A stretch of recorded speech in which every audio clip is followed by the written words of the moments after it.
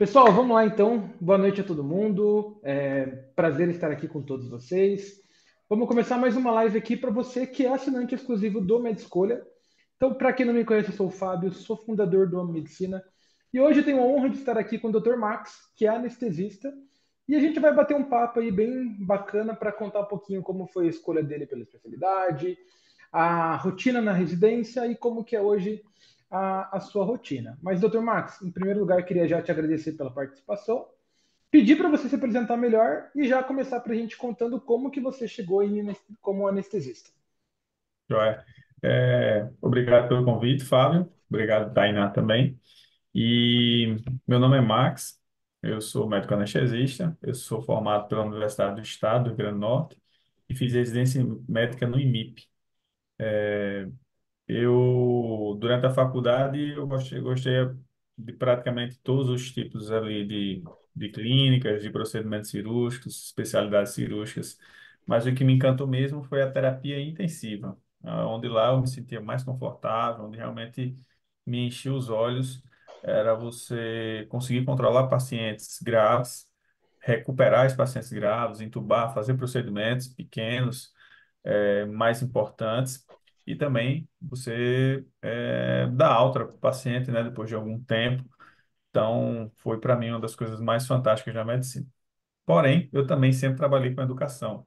Trabalhei com educação, eu, durante a faculdade toda, eu dei aula, eu dava aula de Legal. cursos preparatórios para vestibular, né, para o Enem, e dava aula de biologia. Então, minha formação foi toda voltada para a educação. Também fiz mestrado durante a residência, o mestrado profissional, eh, e recentemente também trabalhei com pesquisa, publiquei na British Journal Anesthesia, que é um dos principais revistas de anestesia do mundo, uma revisão sistemática com meta-análise a respeito de pré-oxigenação. Então, eu tenho uma vida, além da formação profissional, voltada muito para a educação. Ah, que Talvez, legal.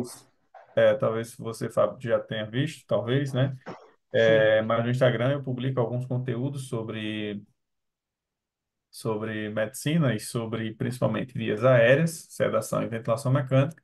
Eu tenho um curso chamado SAVEN, onde abordamos tanto a sedação com S, A de vias aéreas e V de ventilação mecânica. É um curso presencial, mas também tem a versão online, e ele está disponível nas plataformas e também a gente faz cursos presenciais em Natal, Mossoró, Campina Grande, João Pessoa, Patos, Juazeiro e Recife. Então, aqui o Nordeste, Rio Grande do Norte, Ceará, Paraíba e Pernambuco, o curso já está presente. Então, quando você me pergunta em relação à escolha profissional, foi bem fácil porque o que mais me atraía era a terapia intensiva. Porém, eu não queria ficar apenas limitado à terapia intensiva. Uma vez que a anestesia você consegue trabalhar também em terapia intensiva, e antigamente você precisava de ter algum pré-requisito para entrar na residência de terapia intensiva, e um deles era anestesia. Hoje não mais, depois da Aham. pandemia, não tem mais pré-requisitos para entrar na residência de terapia intensiva. Então, eu escolhi a anestesia um desses motivos. Terminou que eu não fiz terapia intensiva, eu trabalhei muito tempo com terapia intensiva, mas eu não fiz a residência de terapia intensiva, porque o mercado ele foi me exigindo cada vez mais atenção minha, e eu me dedicando cada vez mais ao trabalho, e também começaram os cursos. O SAVEN hoje já tem 7 anos, e a gente já capacitou mais de 2.000 médicos.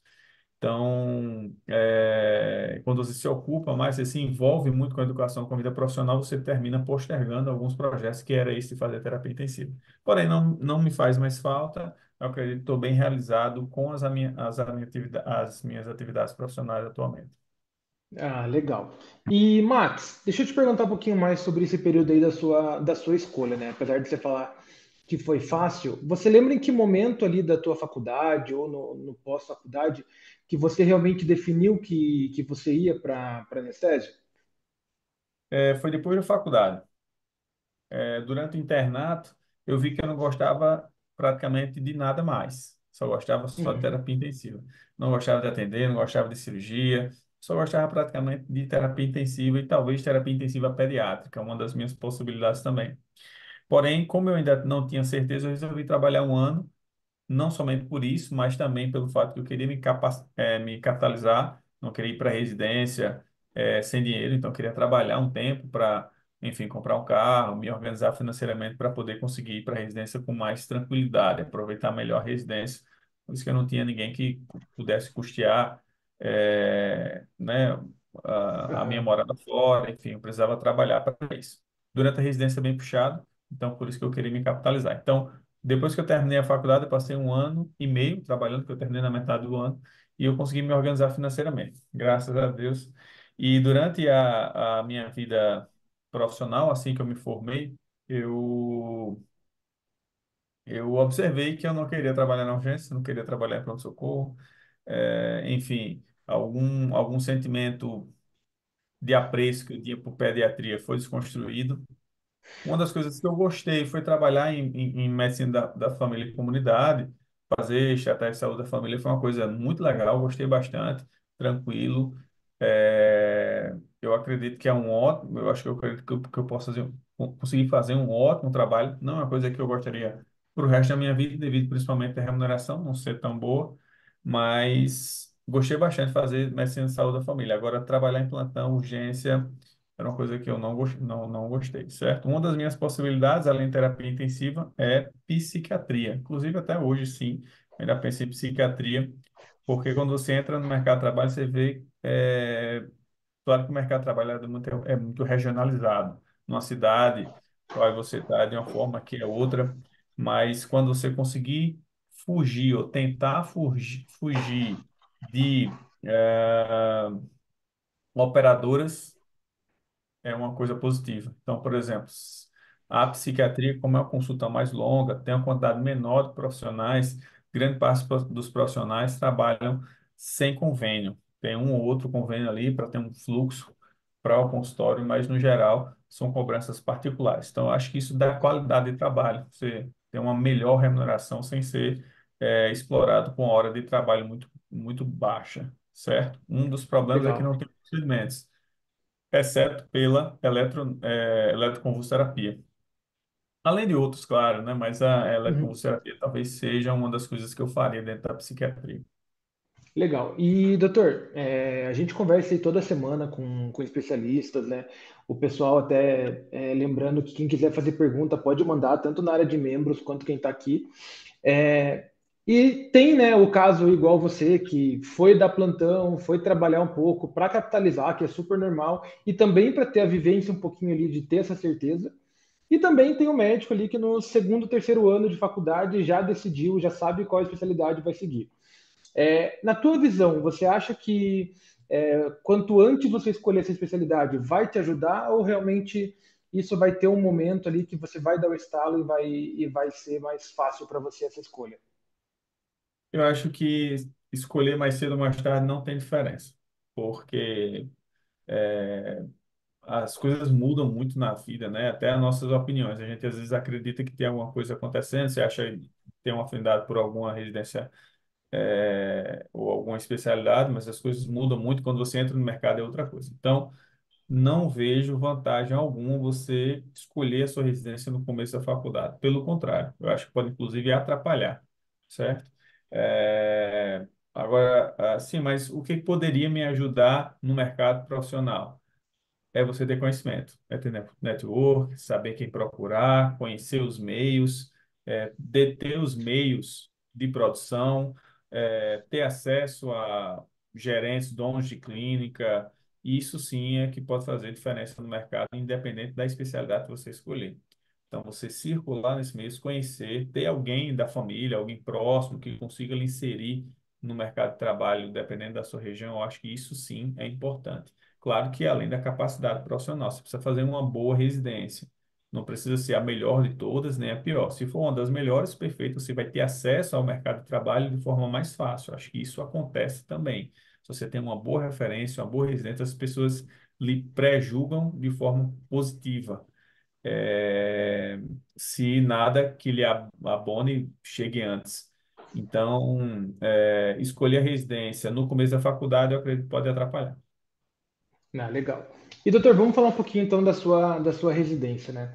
Conta pra gente como que foi o primeiro ano aí da sua residência. Assim, o primeiro ano foi ruim, né? Eu acho que o primeiro ano de toda residência é ruim porque tem uma fase de adaptação, principalmente se você morar fora da cidade natural, ou seja, já morava anteriormente, né? Sem apoio familiar. Então, a mudança do ambiente, as limitações financeiras, novas pessoas ali, pode ter uma coisa muito positiva se você conseguir se inserir socialmente de forma rápida ou não. Então, dependendo do grupo da residência, se for um grupo que seja um grupo talvez mais fechado, então, sei lá, enfim, pessoas que têm outros ciclos de amizade, você não consiga se inserir, eu acho que é uma coisa muito ruim.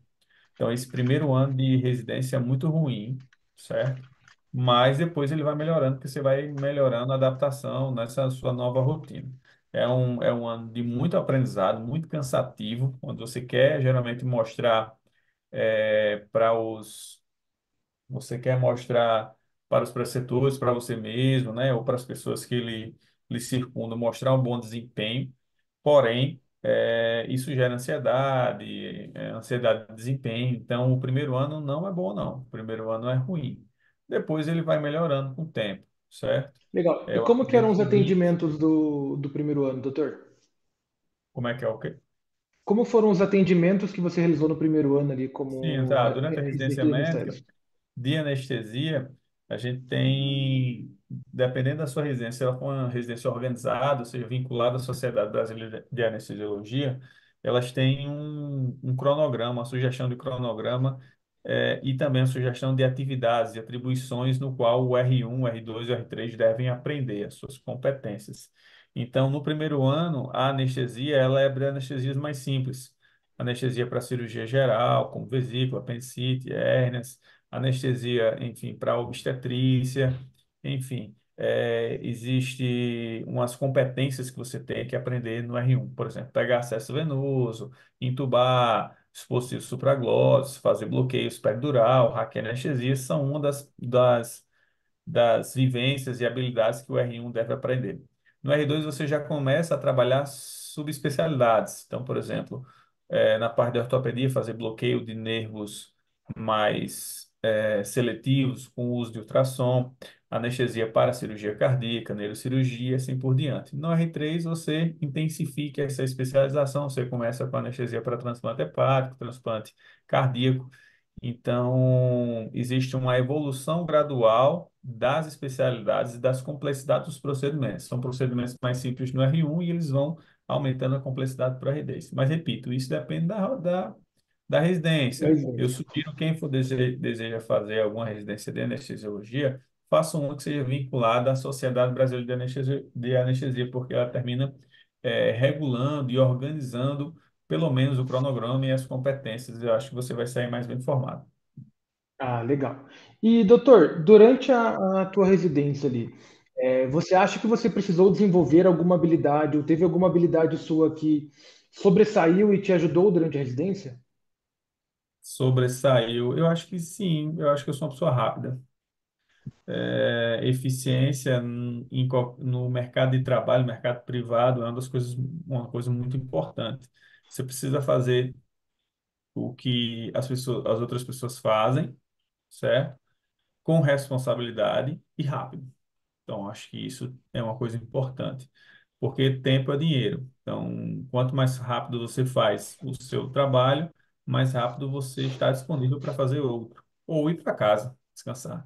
Então, acredito que a eficiência seria uma das partes positivas, durante o meu aprendizado, principalmente porque a minha residência não era residência, o hospital que eu trabalhei não era um hospital acadêmico. Não, o IMIP, ele não é hospital, apesar de ter faculdade de medicina lá, tem muita residência, mas os profissionais lá, eles não são profissionais estatutários, regime jurídico da União, RJU, enfim, são profissionais que prestam serviços ao SUS. Então, lá ele tem rotatividade, ele precisa de eficiência. Então, eu não me lembro de ter suspendido alguma cirurgia, não existia isso. Eu não me lembro de ficar com tempo ocioso entre uma cirurgia e outra. Então, você faz uma cirurgia, roda o paciente vai para a sala de recuperação, você já começa outra, então você tem uma rotatividade de sala muito grande. Quando vocês forem escolher a residência, tentem escolher um hospital também que tenha esse perfil, ou se aproxime desse perfil, porque você vai ter um treinamento mais próximo da realidade. Um treinamento mais acadêmico. Eu sou funcionário aqui do Hospital Universitário Onofre Lopes, e lá a velocidade de acontecimento dos procedimentos é bem menor. Não quer dizer que porque é mais devagar é pior ou melhor do que um ambiente mais rápido. Você precisa fazer as coisas corretas com eficiência, ou seja, com rapidez. Aqui a gente tem uma produtividade muito menor porque os processos são maiores e são processos mais demorados. Então, no hospital filantrópico, no caso é o IMIP, isso não acontece. Você tem uma rotatividade maior de salas. Ah, legal. E, doutor, uma pergunta aí que o pessoal sempre faz pro especialista é se você teve algum caso marcante durante a sua residência. Durante a residência, um caso marcante.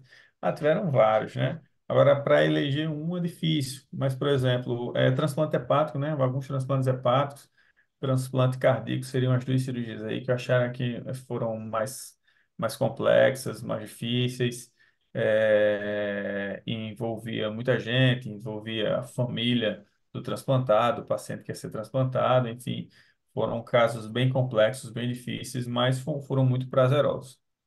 Sim. Ah, legal. E, doutor, para a gente fechar o papo residência aqui e entrar na especialidade, a gente sempre comenta, né, que a residência é um período mais puxado, é um período mais corrido, que vai sendo, ao longo dos anos, vai melhorando um pouco, mas é uma fase que todo mundo tem que passar. É, na anestesia, você teve essa diminuição de carga até chegar no R3 ou você acha que é uma residência mais puxada? Qual que é a tua visão sobre isso? Não, depende muito da residência. Por que que eu digo isso? Porque lá em Recife, a gente tem uma proximidade muito grande com os outros residentes das outras especialidades, dos outros serviços. Então, quando você fala anestesia, como é a anestesia? A anestesia vai depender do hospital. Tem alguns hospitais que são mais tranquilos, outros são mais pesados, enfim. Durante a minha residência, teve uma mudança de tratamento, né, dado aos residentes ao longo dos anos. Então, o que que aconteceu? Por exemplo, o R3 antes não dava plantão final de semana, o R2 eu acho que também não dava. Na minha residência, quando eu saí do R1 para o R2, já mudou tudo. Então, a gente continuou trabalhando no final de semana. E quando você vai para o R3, você começa a ter cirurgias mais longas e mais complexas. Então, não é que ficou mais puxado, mas os procedimentos eles diminuíram em quantidade, mas aumentaram em complexidade.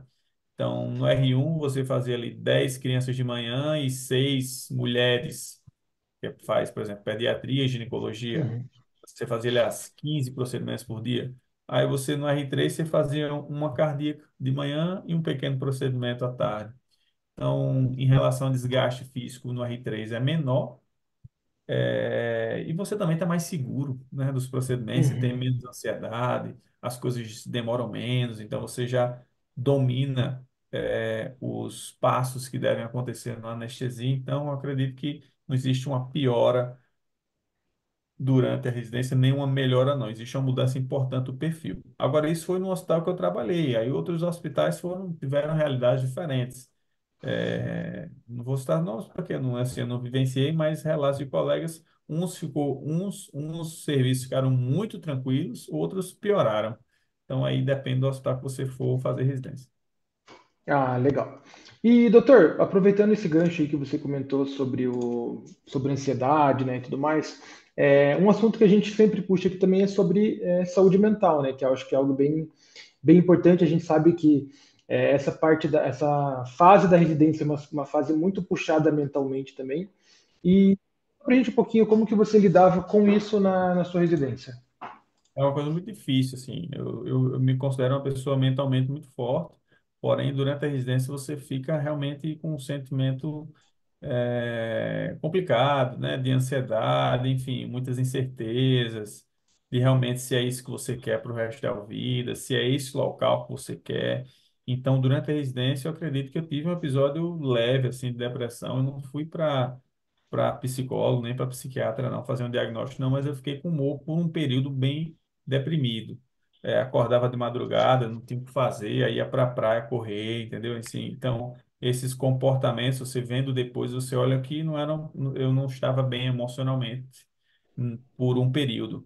Graças a Deus foi um período curto, passou, as coisas, enfim, mudam muito durante a residência. Um mês você está no canto, no outro mês você está em outro, e depois você já vai para outro hospital. Então, acho que essa mudança pode piorar ou melhorar, no meu caso, melhorou. Então, teve um período, sim, de ansiedade que eu não consegui, talvez algum transtorno depressivo leve, mas graças a Deus foi tranquilo. Se você tem uma pessoa que, além do problema da residência, tem outros problemas familiares, financeiros, enfim, de relacionamento, eu acho que somado à residência, isso pode adoecer é, os médicos residentes. É uma coisa que tem que se preocupar. Tanto é que uma das minhas frases, assim que eu encontrava os residentes aqui no UOL, quando eu estou no UOL, é perguntar se eles estão bem, se eles estão felizes, como é que está a carga de trabalho. Algumas residências são mais puxadas do que outras, mas no R1 é ruim para todo mundo. Uhum. Então, eu acho que longas jornadas de trabalho, uma pressão psicológica muito grande, podem adoecer, os colegas. Mesmo residências que são tidas, teoricamente, como mais tranquilas, por exemplo, vou fazer dermatologia, mas às vezes o grau de exigência dessa pessoa de dermatologia, né, exigência própria é tão grande que pode levar a transtornos graves. Recentemente, não, alguns anos atrás, teve uma, uma residente de dermatologia que não sei o motivo, mas enfim, ela já estava doente, ela faleceu. Outra residente de cirurgia também faleceu. Então, assim, é uma coisa que a gente tem que se preocupar. Quando você olha essas pessoas que faleceram e tenta buscar, essa residência era muito pesada? Não, ela estava num rodízio tranquilo. Então, você não consegue arranjar um fator causal direto com o adoecimento mental. Você não consegue, assim, durante a residência. Por quê? Porque essa pessoa já vem com a carga emocional pesada muito grande, até na preparação para a residência médica. Eu faço a mentoria, eu trabalho isso com os meus alunos. Eu converso com meus alunos todos os dias, pergunto se eles estão bem, se estão com sono bom, como é que está em casa. Então, eu acho que um dos grandes diferenciais da mentoria que eu faço é esse contato diário com os alunos. O meu é diário mesmo. Todos os alunos conversam comigo todos os dias, preparando ele para o Enari, porque o Enari ainda tem um fator adicional que é mais curto, é um intervalo de tempo mais curto. A gente precisa concluir o cronograma até setembro. Então, eu já tive alguns problemas que eu tive, de alguns alunos que eu tive que resgatar ali de uma carga emocional. Só, para um pouquinho, descansa, espera para ele se recuperar e, graças a Deus, a gente teve bons resultados. Ah, legal, super importante isso. Doutor, o João Vitor mandou uma pergunta ali que é bem interessante a gente comentar. O senhor comentou que realizou uma residência mais prática e menos acadêmica. Acredita que teve algum ponto negativo devido a ser menos acadêmica? É, talvez eu tenha usado a palavra errada, acadêmica, né? A acadêmica, quando a gente fala em acadêmica, a gente usa no academicismo, né? Academicismo é como se fosse algo mais pensando em burocrático. A carga teórica do IMIP, ela era muito pesada, ela é muito pesada. Principalmente porque eles usam o método de, não sei como está hoje, mas a gente usava ABP, né? Abreviado, PBL, ABP, que é o aprendizado baseado em problemas. Então a gente não tinha aula, a gente só tinha tutoria. Então você tem que estudar Uhum. tudo antes e por fontes diferentes até chegar na tutoria prática, certo? Eu só vi como coisas positivas. Até então eu não tinha tido nenhum contato com o sistema PBL. Durante a minha faculdade eram aulas expositivas, mas eu achei fantástico o sistema PBL e adorei o IMIP ser filantrópico, porque eu acho que puxa mais o meu perfil. Acho que existem perfis de pessoas, né? Então, se você tem um perfil de fazer as coisas de forma mais, né, lenta, devagar, discutindo passo a passo, então, isso você pode procurar um hospital universitário, que essas coisas vão acontecer mais devagar e ninguém vai lhe cobrar tempo. Como eu não tenho isso, eu acho que foi uma coisa positiva. Talvez, se você quisesse fazer uma pesquisa durante a residência, você tivesse algum prejuízo, em relação a inserir a sua pesquisa, na prática já existente, uma vez que os pacientes, como os profissionais trabalham sobre produtividade, então algum passo a mais poderia influenciar na dinâmica do procedimento, e isso pudesse ser prejudicial. Mas todos os residentes conseguiram fazer suas pesquisas, né, os seus trabalhos de conclusão de curso sem problema algum. Quando você me pergunta aí algum ponto negativo, devido a ser menos acadêmica, não. Eu acho que é só positivo. A gente via muito reclamação dos outros hospitais que eram mais acadêmicos. Porque quando você é residente, você quer fazer procedimento. quanto mais melhor, quanto mais melhor, quanto mais melhor, que é a fase que você tem para aprender. Então, o número, o N de procedimentos deve ser grande.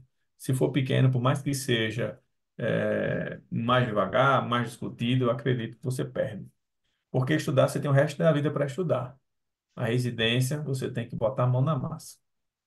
Legal. Não, show de bola. E doutor, vamos entrar agora então no pós-residência, né, na parte da especialidade mesmo. Conta pra gente como que foi esse início da sua carreira na especialidade de anestesia. Cada local vai ter sua forma, certo?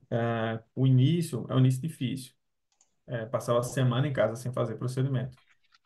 Comecei a trabalhar em terapia intensiva, onde o acesso para mim foi mais fácil. Eu tinha um colega que era coordenador da UTI, me colocou na UTI, então eu tinha ali um basal ali para me sustentar durante o meu retorno. Durante a residência eu não tinha filhos, então eu não tinha muita responsabilidade financeira com ninguém. Era eu e eu mesmo, enfim, são contas pequenas. Aí depois disso você vai tentando se inserir. Aí você começa fazendo procedimentos principalmente no SUS, para depois entrar no privado. E mesmo após 2 anos, eu ainda não tinha rotinas fixas. Só depois de uns 4 anos que eu consegui ter uma rotina fixa e realmente me ocupar todos os dias. Então, você me perguntei como é que foi. Foi um começo muito difícil. Em torno de 4 anos para conseguir ter rotina de trabalho regular, coisa que eu acredito que é muito tempo. Porém, após o primeiro ano, eu já consegui entrar no hospital universitário, que eu sou funcionário da EBSER, e também tenho um bom salário. Então, isso já me mantia. Assim, quem sempre quer mais, né? Sim. Então, associado a isso, eu comecei um trabalho com educação e hoje praticamente eu trabalho metade educação e metade anestesia. Então, hoje eu tenho muito mais tempo em casa, trabalhando em cursos preparatórios para residência médica, questões comentadas. A gente está lançando um aplicativo, gravando aulas para residência médica. Então, hoje eu trabalho em torno aí de 50% em casa, e 50% no mercado de trabalho. Então, o começo é muito difícil. Você tem que simplesmente dizer sim a quem lhe chama, para depois, quando você tiver algum reconhecimento profissional, se você conseguir, claro, você conseguir escolher o local que você vai trabalhar. Mas o mercado é muito dinâmico, muda muito rápido e você tem que sempre estar se adaptando às novas exigências do mercado de trabalho. Então, o mercado médico ele está cada vez mais competitivo, cada vez mais profissionais surgindo no mercado, sendo que os hospitais não estão se multiplicando. Você tem a mesma quantidade de hospitais. Em Natal, daqui nos últimos 20 anos, a gente tem a mesma quantidade de hospitais. Então, antigamente, há 20 anos, a gente tinha 20 anestesistas, hoje a gente tem 400 anestesistas para a mesma quantidade de hospital. E anestesista precisa de hospital, precisa de ventilador, enfim, precisa de sala de centro cirúrgico. Então, isso é uma das grandes limitações para quem for escolher anestesia e escolher a cidade na qual você vai trabalhar. É uma coisa a se preocupar, sim, porque não depende apenas só de você. Você ser um bom profissional é a parte mais fácil. Se inserir e fazer com que as pessoas gostem do seu trabalho, lhe convidem para trabalhar é a parte mais difícil. Ah, legal. E doutor, a Tainá está perguntando aqui, o senhor conseguia trabalhar durante a residência ou tinha algum colega que trabalhava? Sim, não, todo mundo consegue trabalhar. Assim que eu cheguei lá em Recife, teve um concurso em maio, eu cheguei em Recife em março, e em maio teve um concurso do Estado. Eu fui aprovado no concurso do Estado, eu era médico da UTI do HR, do Hospital da Restauração. Então, durante a residência toda, eu dei 2 plantões, quarta à noite e domingo dia, durante 3 anos. Então, eu dava 24 horas de plantão por semana, fora um plantão da residência. Então, minha carga horária, vamos considerar 40 horas na residência, mas vamos considerar 60 horas na residência, mais 24. Então, durante 3 anos, minha carga horária era de 84 horas semanais. Eu acredito que é muito, porém, assim, é uma fase que você pensa ali na sua vida Sim, para que você tenha, né, enfim, um resultado melhor aí no seu mercado de trabalho. legal. Doutor, Eu fiz uma falando um conta rápida pouquinho. aqui, ó, você considerando 168 horas totais de uma semana, dormindo 8 horas por dia, você teria ali 112 horas disponíveis, sendo que 84 horas eu estava dentro do hospital, sobrava 28 horas aí, em torno de 4 horas por dia para você se organizar, ir no dentista, enfim, fazer academia, comer, enfim. É muito pouco tempo mesmo, durante 3 anos é bem desgastante. Bem puxado, com certeza. E doutor, como que é a tua rotina hoje como anestésio? Hoje eu sou freelancer, eu não dou plantão, eu trabalho só quando me chamam. Então, tem dia que eu tenho cirurgia e tem dia que eu não tenho. Foi escolha minha. O freelance termina que em alguns meses você tem uma remuneração maior, em outros meses você tem uma remuneração menor. Diferente do plantonista. O plantonista ele tem uma remuneração regular durante todo o tempo. E eu acredito que na média dá igual. Se você der plantão e se você for freelance, dependendo do que você tem, claro, da regularidade das coisas que você tem. No final de um ano, eu acho que vai ser muito semelhante. Falo isso porque eu tenho sócios que trabalham com plantão e eu não trabalho com plantão. Enfim, no final da hora, no final do ano, a gente vê que é praticamente a mesma coisa. Mas eu acho que o freelance, como tem uma remuneração um pouco melhor, você termina trabalhando menos. Se você trabalhar menos, eu acho que é positivo. Sendo que você está mais sujeito às variações do mercado. Recentemente a gente perdeu o contrato da Pivida, recentemente também perdemos o contrato da Unimed, então seus volumes de trabalho eles vão ficando mais reduzidos e você se torna mais frágil no mercado. Mas foi Ah, uma opção legal. minha, certo? Foi uma opção Sim. minha. Agora, a todo momento, você tem que ir se movimentando para saber qual caminho que você vai seguir. Não, perfeito. Doutor, tem mais uma pergunta aqui, que foi do João Vitor, que é: como que você vê o futuro da profissão em 10 anos? 10 anos, né? Rapaz, o futuro da medicina ou da anestesia? Acho que da anestésio. Da anestesia, né? Então, da anestesia, a gente vai ver profissionais cada vez mais dependentes dos hospitais, que isso é uma realidade em muitos estados, principalmente estados que têm um mercado mais amadurecido. Então, e recebendo plantão, certo? Então você não vai conseguir mais receber mais por procedimento, você vai receber um plantão e esse plantão vai ser um valor fixo. Então, a sua carga de horário, a sua remuneração não vai depender mais da sua competência, vai depender quase que exclusivamente da sua presença no plantão. Você sendo um profissional responsável, fazendo as coisas direito, você vai manter seu mercado de trabalho. Agora, se você for um cara diferenciado, que é ágil, né, tem uma boa recuperação, o paciente acorda mais rápido, o paciente acorda sem dor, você é pontual, enfim, você tem um bom relacionamento com seus pacientes, eu acho que isso vai ser um diferencial cada vez menor na profissão. Então, isso termina igualando os profissionais a meros objetos na sala cirúrgica. Aí você tem um carrinho, você tem adrenalina e você tem um anestesista. Você se torna uma peça a mais no mercado de trabalho. Claro que isso não vai ser em todos os ambientes, mas isso é um caminho que está surgindo. Por quê? Porque você tem uma dificuldade das operadoras em pagar honorários. A gente está passando por uma crise financeira, né? Uma crise econômica no Brasil. Estamos aumentando cada vez mais a dívida pública. Então, a população está cada vez mais sem dinheiro. A gente observa isso que as pessoas estão sem dinheiro. As coisas estão mais caras e isso reflete na disponibilidade de usuários de convênios de plano de saúde. Então, quando você tem uma diminuição geral dos usuários de saúde, você tem uma menor remuneração e tem menos campo de trabalho. E esses pacientes eles ficam lotando o SUS e o SUS tem a limitação de atendimento. Então, eu cheguei em 2016, quando teve uma grande crise, né?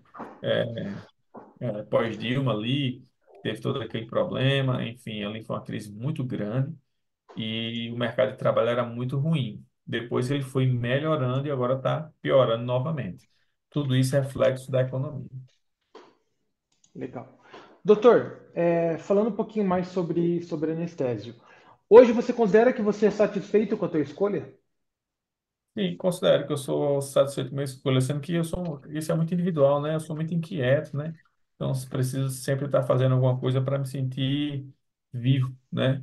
Então, eu não sou, e eu acho que a maioria das pessoas também não é, por isso que às vezes meio que se colocam naquele falso dilema. Diz, essa aqui vai ser a última escolha da minha vida, o que é que eu vou fazer o resto da minha vida? Acho que isso não existe, né? Você sempre está pensando em mudar, em se reinventar. Então, eu jamais, assim que, por exemplo, quando eu falei em torno de 4 anos que eu comecei a ter a rotina, segunda-feira eu estava no hospital, terça em outro, quarta em outro, quinta em outro, sexta em outro. Eu estava feliz, estava, mas eu olhava assim e pensava, eu vou fazer isso o resto da minha vida? De forma alguma. Eu nunca vou, não quero fazer a mesma coisa o resto da vida. Então, você pergunta, está satisfeito com a anestesia? Estou. Faria outra coisa? Faria também, sem problema algum, certo? Sim, Então, hoje eu quero me desenvolver cada vez mais na educação e continuar fazendo anestesia, um bom trabalho, sendo que, dependendo da especialidade local que você trabalha, você tem um limite. E eu acho que meio que atingi o limite ali de onde eu queria chegar na anestesia na minha região. Mais que isso, talvez. Eu trabalho em um hospital muito bom, com o hospital universitário, eu trabalho com outros colegas também muito agradáveis, muito bons, muito responsáveis, eu trabalho com cirurgião plástico, área de intervenção, então eu tenho uma rotina de trabalho muito boa. Eu acredito que está bom, sendo que eu não consigo ficar parado, então eu quero fazer outra coisa. E essa outra coisa é a educação, né? Um preparatório para residência, um intensivão proenário, que a gente vai lançar já já. perfeito. E doutor, tem algo que você, como que eu posso falar aqui, que você descobriu durante a tua residência ou depois que você se formou que você gostaria de ter descoberto na tua faculdade antes da tua escolha pela especialidade? Descoberto, né? Rapaz, não. Na verdade, é melhor a pessoa não descobrir. Porque quando você é estudante, você fica mais sonhador, pensa mais em ideais, é um pouco mais, é, é, trabalha mais com irrealidades. Então, eu acredito que é bom não saber, é bom sempre, eu acho que o mercado de trabalho é muito difícil, é muito competitivo. Nem sempre não, quase sempre a sua competência não vai lhe deixar num posto melhor, enfim, é difícil, certo? Então é melhor você não saber, procure sempre acreditar que se você estudar, tiver uma boa capacitação, você vai tentar um bom mercado de trabalho. E isso é verdade, mas não é matemático. Você vai ver colegas de você que durante a faculdade tiveram pior desempenho ou foram irresponsáveis, enfim, fizeram erros graves e alcançam lugares que você nunca vai conseguir. Então, as coisas que eu descobri depois que entrei no mercado não foram positivas, não, na verdade, só negativas. Não tem em relação ao mercado de trabalho, né? Uhum. Então, é melhor, acho que a fase, durante a fase acadêmica, você sempre acreditar que vai ter uma melhor, né, uma remuneração, eu acho que é uma coisa positiva.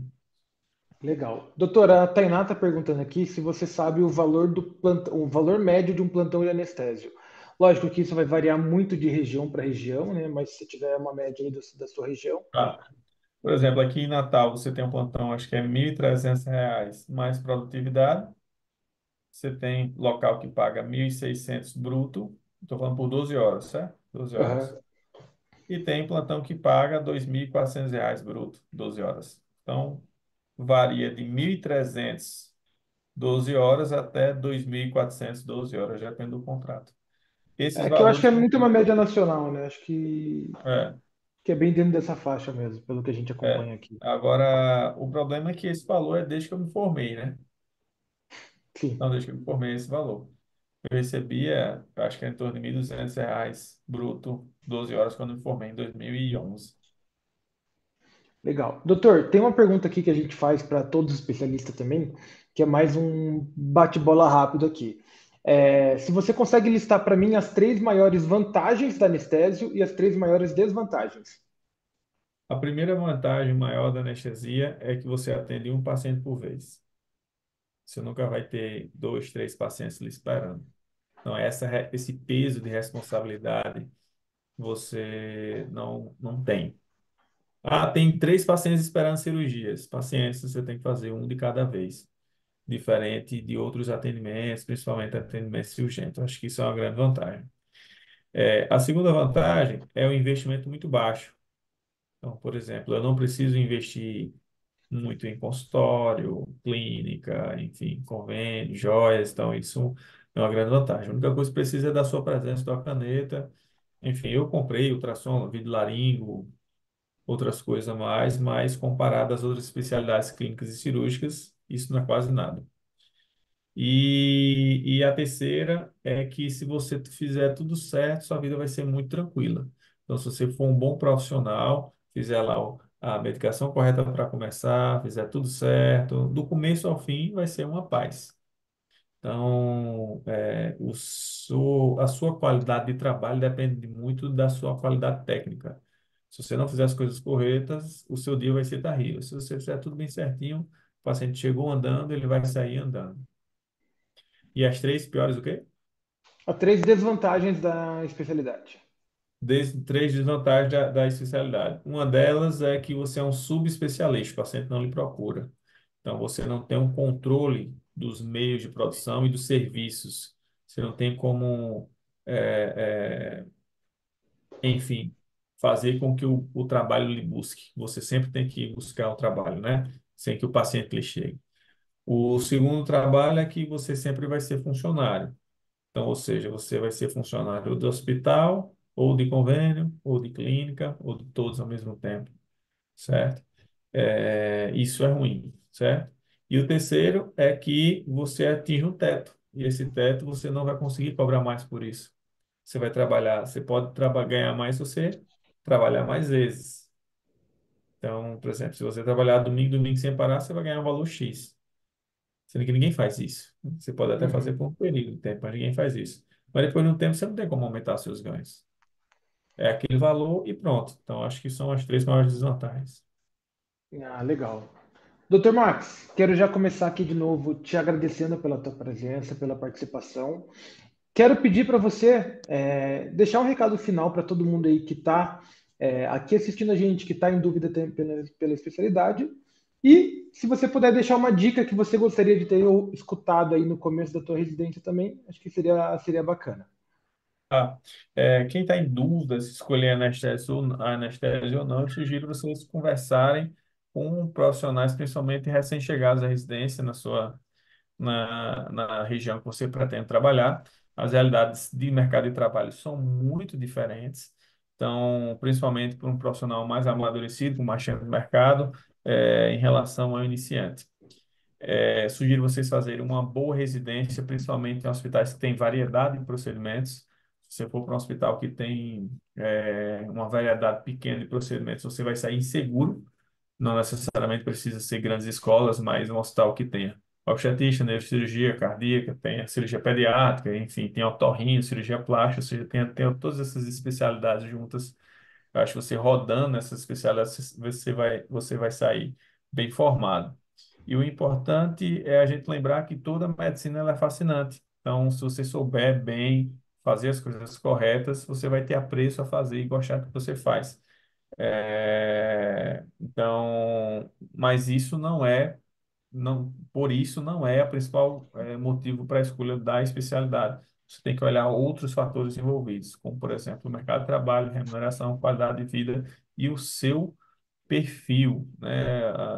É, Como é que eu posso dizer ali, o seu temperamento com as coisas, com a dinâmica da vida, para que você se adapte bem. Eu tenho colegas que são muito satisfeitos e colegas que são muito insatisfeitos. E a satisfação depende principalmente da sua remuneração. Se você está fazendo uma coisa ruim, que você não gosta, mas está sendo bem remunerado, você vai ficar feliz. Então, a remuneração é das coisas mais importantes na escolha. Ah, perfeito. Doutor Max, muito obrigado mesmo pelo papo aí. Fico muito feliz de ter tido esse momento com você. Quero já agradecer também todo mundo que participou dessa live, que fez as perguntas. Lembrar para vocês que essa live, a partir de amanhã, ela já está disponível na nossa área de membro, assim como todas as outras bate-papos que a gente já teve aqui, já estão lá para você também tirar dúvida entre outras especialidades. E na próxima terça-feira nós temos mais um bate-papo. Na próxima semana nós vamos falar com uma médica do esporte. Então, aguarde todo mundo também na próxima terça. Pessoal, boa noite para todo mundo. Dr. Max, novamente, muito obrigado. Até a próxima. Obrigado, até a próxima. Parabéns aí pelo trabalho. Valeu. Tchau, tchau. Obrigado. Tchau, tudo bom.